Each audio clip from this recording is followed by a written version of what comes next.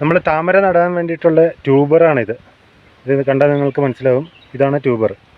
ഇതൊരു പിങ്ക് ലോട്ടസിൻ്റെ ട്യൂബറാണ്. ഈ ട്യൂബർ നമ്മളെങ്ങനെ ഇതിലേക്ക് നടുന്നുള്ളതാണ് നമ്മുടെ ഈ ചെറിയ വീഡിയോ. ഇതിൽ നമ്മൾ വയലിലെ ചെളിയാണ് ഉപയോഗിച്ചിരിക്കുന്നത്. ഈ ചെളി അടിയിൽ കുറച്ച് ചാണകം ഇട്ടിട്ടുണ്ട്. കൂടുതൽ ചാണകം നടുമ്പോൾ ഇടാതിരിക്കുകയാണ് ബെസ്റ്റ്. എന്താ വെച്ചിട്ടുണ്ടെങ്കിൽ ഫംഗസിൻ്റെ അറ്റാക്ക് കൂടാൻ സാധ്യതയുണ്ട്. അപ്പം നമ്മൾ ഇവിടെ ചെയ്യുന്നത് ഇപ്പോൾ ഫസ്റ്റ് തന്നെ ചെളി തന്നെ പല രീതിയിലും ചെയ്ത് നോക്കുമ്പോൾ ഫസ്റ്റ് ചെളി തന്നെ ആക്കുക. ചെളി ആക്കിയതിന് ശേഷം പിന്നെ വളമിട്ട് ഒന്ന് ഇലയൊക്കെ വന്നതിന് ശേഷം പിന്നെ ചാണകം ഇട്ട് കൊടുക്കുന്നതായിരിക്കും ഉചിതം. നമ്മളിങ്ങനെ ഇത്രയും വലിയ ടബിൽ നമ്മൾ ചെളി വെച്ചിട്ട് ഈ ട്യൂബർ ഒരിക്കലും സെൻറ്ററിൽ കൊടുക്കരുത്, സൈഡിൽ കൊടുക്കുക. അങ്ങനെ ഇതിൻ്റെ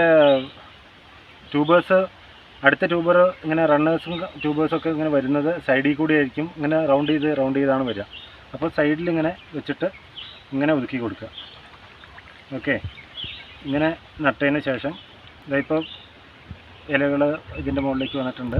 ഇതാണ് താമര നടേണ്ട രീതി. സൈഡിലാണ് നടേണ്ടത്, സെൻറ്ററിലല്ല. എന്നിട്ട് പതുക്കെ കുറച്ച് വെള്ളം കുത്തൊഴിക്കാതെ സൈഡിൽ ഒഴിച്ചു കൊടുക്കുക. നട്ടതിന് ശേഷം നമ്മൾ വെള്ളം സൈഡിൽ കൂടെ ഇങ്ങനെ കൈ എന്തെങ്കിലും പിടിച്ചിട്ട് സൈഡിൽ കൂടെ പതുക്കെ ഫില്ല് ചെയ്യുക. കുത്തി ഒഴിച്ചിട്ടുണ്ടെങ്കിൽ ഈ ട്യൂബർ വീണ്ടും പൊന്തി വരും.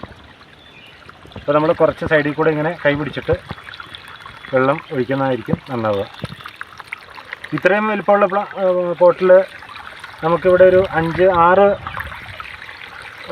ഫ്ലവർ വരെ വന്നിട്ടുണ്ട്. നമ്മുടെ പോട്ടിൻ്റെ വലുപ്പം കണ്ടെയ്നറിൻ്റെ വലുപ്പം കൂടുന്നതിനനുസരിച്ച് നമ്മുടെ നമ്പേഴ്സ് കൂടിക്കൊണ്ടിരിക്കും.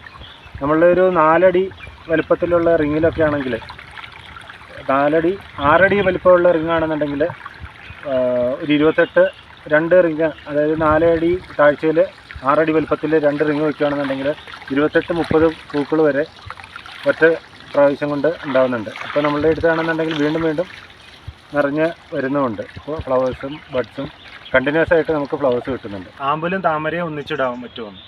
ഒരൊറ്റ ടബിലാണെന്നുണ്ടെങ്കിൽ ആമ്പലും താമരയും ഒന്നിച്ചിടാൻ പാടില്ല. എന്ന് വെച്ചാൽ താമര ആമ്പലിനെ ഞെരുക്കും. അതിൻ്റെ ട്യൂബേഴ്സും ഒക്കെ പോയിട്ട് ആമ്പലിനെ ഞെരുക്കും. പക്ഷേ 2 താമര ഒരു കുളത്തിലിട്ടാൽ 2-3 താമര ഒരു കുളത്തിലിട്ടിട്ടുണ്ടെങ്കിൽ പ്രശ്നമില്ല. ഒരു താമരയും ആമ്പലും കൂടെ ഇടണ്ട എന്നാണ് നമ്മളുടെ എക്സ്പീരിയൻസ് കൊണ്ട് മനസ്സിലാക്കിയിട്ടുള്ളത്.